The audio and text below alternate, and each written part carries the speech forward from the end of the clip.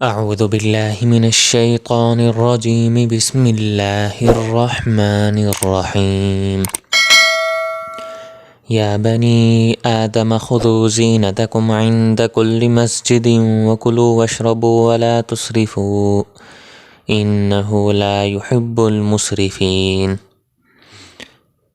اے اولاد آدم، تم مسجد کی ہر حاضری کے وقت اپنا لباس پہن لیا کرو اور خوب کھاؤ پیو اور فضول خرچی مت کرو، بے شک اللہ تعالیٰ فضول خرچی کرنے والوں کو پسند نہیں فرماتے۔ پچھلی آیات میں اللہ تبارک و تعالیٰ نے قریش مکہ کی کچھ حالتوں کو بیان کیا تھا کہ وہ ننگے طواف کیا کرتے تھے۔ اس آیت میں اللہ تبارک و تعالیٰ قریش مکہ کی ایک اور حالت اور ایک اور عقیدے کو بیان کر رہے ہیں۔ وہ یہ ہے کہ جس طرح قریش مکہ ننگے طواف کیا کرتے تھے، کپڑے نہیں پہنا کرتے تھے، اگر کوئی ان کو لباس دے دیتا تو پہن لیتے، ورنہ اپنے اصل کپڑوں کے اندر جو عام حالات میں کپڑے پہنتے ہوتے تھے ان کپڑوں کے اندر وہ طواف نہیں کیا کرتے تھے۔ اور اسی طریقے سے دوسری بات ان کے اندر یہ تھی کہ وہ حج کے دوران کھانا نہیں کھایا کرتے تھے، بس وہ اتنا کھاتے جس سے ان کے زندہ رہنے کی ضرورت پوری ہو جاتی۔ جو حلال چیزیں تھیں، مثال کے طور پر گھی، گوشت وغیرہ، یہ چیزیں نہیں کھاتے تھے۔ اللہ تبارک و تعالیٰ نے ان کی تردید فرمائی اور فرمایا کہ یا بنی آدم خذوا زینتکم، اے بنی آدم اپنی زینت کو اختیار کر لو، عند کل مسجد، ہر مسجد کی ہر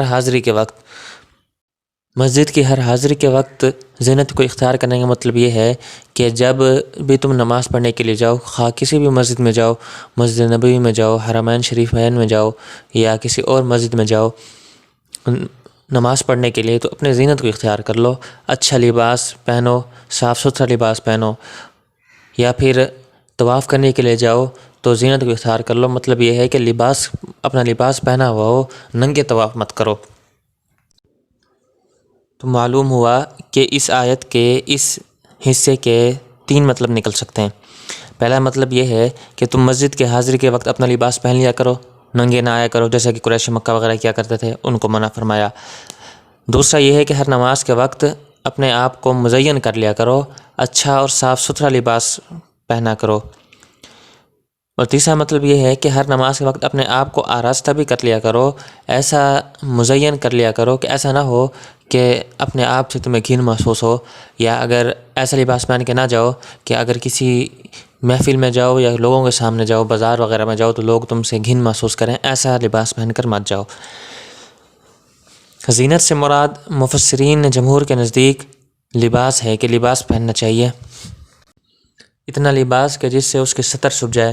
مرد کے لیے ناف سے گھٹنوں تک کا حصہ اور عورت کے لیے اس کا سارا جسم سطر ہے، لہٰذا وہ چھپ جانا چاہیے، سوائے چہرے، دونوں ہاتھوں کی ہتھیلیاں اور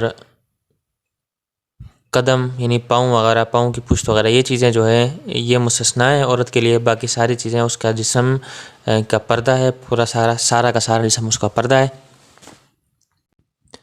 اس آیت کے روح سے ہر نماز کے وقت سطر کو ڈھانپنا فرض ہے، اس کے علاوہ ہر وقت سطر کو ڈھانپنا فرض ہے، نماز کے وقت خاص طور پر سطر کو ڈھانپنا فرض ہے، کیونکہ اگر سطر کو نہ ڈھانپا گیا تو نماز ہی نہیں ہوگی۔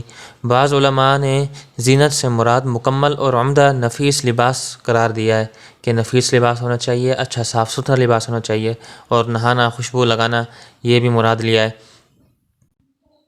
اس لیے فقہاء کرام یہ فرماتے ہیں کہ نماز کے دوران صرف سطر کو چھپانا ضروری نہیں ہے، بلکہ ایسا لباس نہ پہنے جو لباس پہن کر دوسروں کے سامنے جاتے ہوئے گھن محسوس ہوتی ہو، محفل میں جاتے ہوئے اچھا محسوس نہ ہوتا ہو، تو ایسا لباس پہننا بھی منع ہے اور مکروہ ہے۔ جیسے صرف بنیان کے ساتھ نماز پڑھنا بغیر کرتے کے، اسی طریقے سے ہاف آستینوں والی قمیض پہن کر نماز پڑھنا یہ مکروہ ہے، کیونکہ ایسا لباس پہن کر محفل میں جاتے ہوئے لوگوں کو آر محسوس ہوتی ہے، اس لیے ایسا لباس نہیں پہننا چاہیے۔ اسی طریقے سے مرد کا ننگے سر نماز پڑھنا یا کندھے کونیاں وغیرہ کھول کر نماز پڑھنا یہ بھی مکروہ ہے۔ آیت کے دوسرے حصے میں فرمایا کہ کلوا واشربوا ولا تسرفوا، کھاؤ پیو اور اسراف مت کرو۔ یہ اشارہ ہے مشرکین مکہ کے اس فعل کی طرف جب وہ حج کے لیے آتے تو کھانا پینا چھوڑ دیتے، بس اتنا کھاتے جس سے وہ زندہ رہ پاتے۔ حلال چیزیں مثلاً چربی، گوشت، گھی وغیرہ یہ کھانا چھوڑ دیتے تھے۔ تو اللہ تعالیٰ فرماتے ہیں کلوا واشربوا ولا تسرفوا، کھاؤ پیو اور اسراف مت کرو، فضول خرچی مت کرو۔ جن چیزوں کو اللہ تبارک و تعالیٰ نے حلال قرار دیا وہ چیزیں کھاؤ۔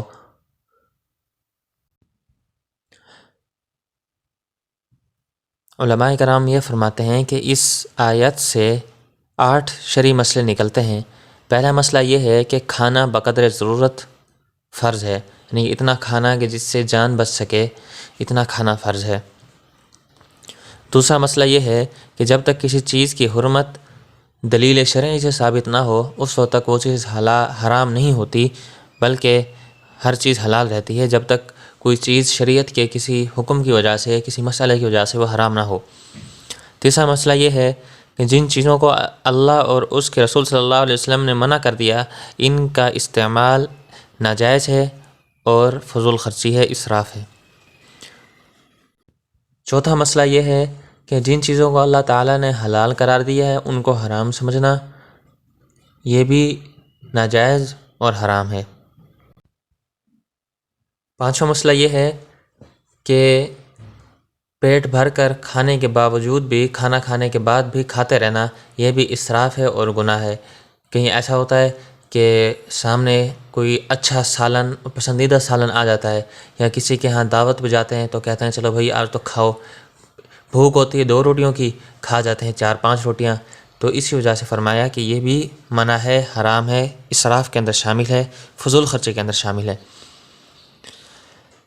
چھٹا مسئلہ یہ ہے کہ اتنا کم کھانا جس سے کمزوری ہو جائے، واجبات وغیرہ اور فرائض کی ادائیگی کی قدرت باقی نہ رہے، طاقت باقی نہ رہے، یہ بھی ناجائز ہے، حرام ہے۔ ساتواں مسئلہ یہ ہے کہ ہر وقت کھانے پینے کی فکر میں رہنا، یہ بھی جائز نہیں ہے۔ آٹھواں مسئلہ یہ ہے کہ جب تک کسی چیز کی ضرورت نہ ہو اس وقت تک اس کو استعمال نہ کیا جائے، جب ضرورت ہو اسی وقت ہی حاصل کرے، اسی وقت ہی اس کو خریدے، اسی وقت ہی اس کو استعمال کرے۔ کسی چیز کا دل چاہے تو فوراً اس کو حاصل کرنا ضروری نہیں ہے۔ مثال کے طور پر آج دل کر رہا ہے کہ بھی چرغہ کھائے تو فوراً چرغہ لے لیا، آج دل کیا کہ فلاں چیز کھائے تو وہی چیز کھا لی، وہی چیز لے لی اور کھا لی۔ آج دل کر رہا ہے کہ آج یہ اس طرح کا لباس پہنو تو فوراً خریدا اور پہن لیا۔ اس طریقے کا کرنا، یعنی جس چیز کا دل چاہے فوراً اس پر عمل کر دینا، فوراً کھا لینا اس چیز کو، یہ بھی اسراف کے اندر اور فضول خرچی کے اندر شامل ہے، اس سے بھی منع کیا گیا۔ چنانچہ اللہ تعالیٰ نے فرمایا کلوا واشربوا ولا تسرفوا، کھاؤ پیو اور حد سے تجاوز نہ کرو، فضول خرچی مت کرو، انہ لا يحب المسرفین، بے شک اللہ تعالیٰ فضول خرچی کرنے والوں کو پسند نہیں فرماتے۔ دعا فرمائے اللہ پاک ہمیں اس پر عمل کرنے کی توفیق عطا فرمائے۔ وآخر دعوانا ان الحمد للہ رب العالمین۔